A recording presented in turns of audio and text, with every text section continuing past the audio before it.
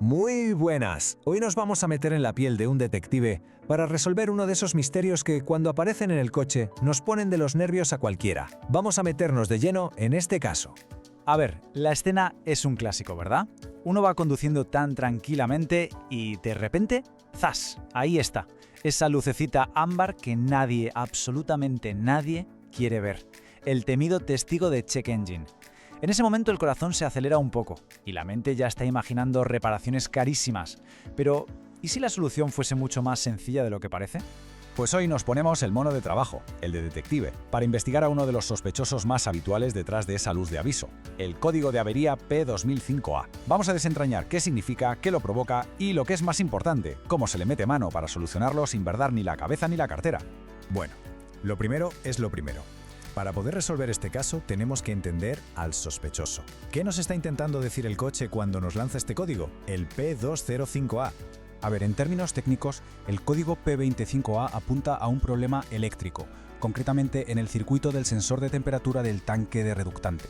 Este líquido, que a casi todo el mundo le sonará como AdBlue o DEF, es fundamental en los diésel modernos. La función de este sensor es bastante simple. Le chiva al sistema si el líquido está a la temperatura que toca o si por el contrario necesita calentarse. Esto es vital sobre todo en invierno. Dicho de una forma mucho más sencilla, este sensor es ni más ni menos que el termómetro del sistema AdBlue. Y claro, si el termómetro se estropea, el sistema se queda como a ciegas, sin tener ni idea de si el líquido corre el riesgo de congelarse. Y aquí viene lo importante. Sin esa información de la temperatura, todo el sistema de control de emisiones puede empezar a hacer cosas raras. Vale, ¿y qué pistas nos deja este fallo? Pues la más evidente, claro, es la propia luz del check engine. A veces, además, sale un mensaje de aviso específico sobre el sistema de emisiones. Lo curioso es que, en la mayoría de los casos, al conducir no se nota absolutamente nada raro. Sin embargo, si hace mucho frío, sí que se podría notar una pérdida de potencia o incluso que al coche le cueste arrancar. Muy bien, ya sabemos el qué, así que ahora vamos a por el porqué. Como en toda buena investigación que se precie, tenemos una lista de sospechosos habituales que suelen estar detrás de este tipo de crímenes. Básicamente tenemos tres sospechosos principales en la lista. El primero, el más obvio, es que el propio sensor de temperatura haya dicho «hasta aquí hemos llegado». El segundo es el cableado, el arnés que lo conecta. Puede que tenga un cortocircuito o que directamente esté roto. Y el tercero, que a menudo se nos pasa por alto, son las propias conexiones. Un enchufe que está flojo, oxidado o que tiene los pines doblados. Y aquí viene un dato de esos que valen oro, un consejo de taller de los buenos.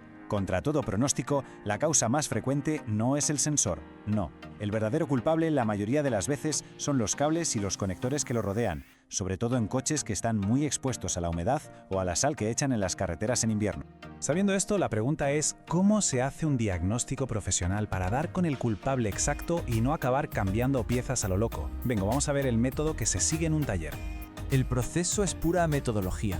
Se empieza siempre por lo más sencillo, una inspección visual de los cables y conectores buscando algo que salte a la vista. Después se desconecta y se revisan los pines uno a uno.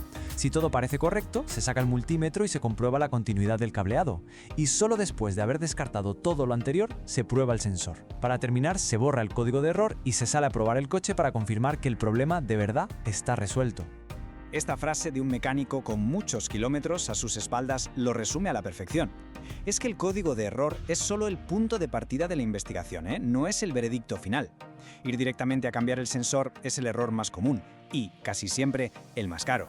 Bien, ya hemos entendido el diagnóstico. Hablemos ahora de los errores que hay que evitar, de la gravedad real que tiene este código y, por supuesto, de cómo ponerle una solución que sea definitiva.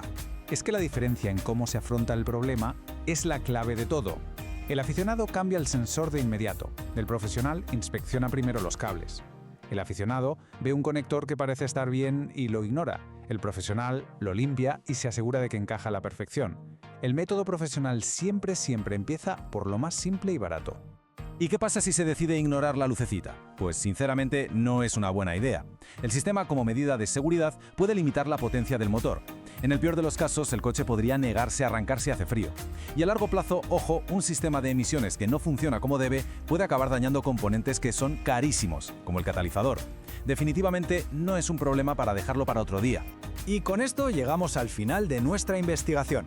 Ya tenemos todas las pruebas sobre la mesa, así que es hora de dictar el veredicto final y de aplicar la solución correcta para poder cerrar el caso de una vez por todas. Las soluciones que funcionan de verdad van en orden de probabilidad. Lo más común es tener que reparar o cambiar un trozo del cableado, o simplemente limpiar y asegurar bien un conector. Si todo eso está perfecto, entonces, y solo entonces, se cambia el sensor. Y en casos muy, pero que muy raros, el problema podría estar en el módulo de control.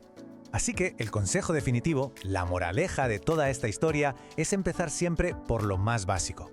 Una buena inspección visual, con calma, linterna en mano, puede ahorrar muchísimo tiempo, dinero y frustración. Porque a veces la solución a este gran misterio está ahí, delante de nuestras narices. Y con esto cerramos el caso del código P205A.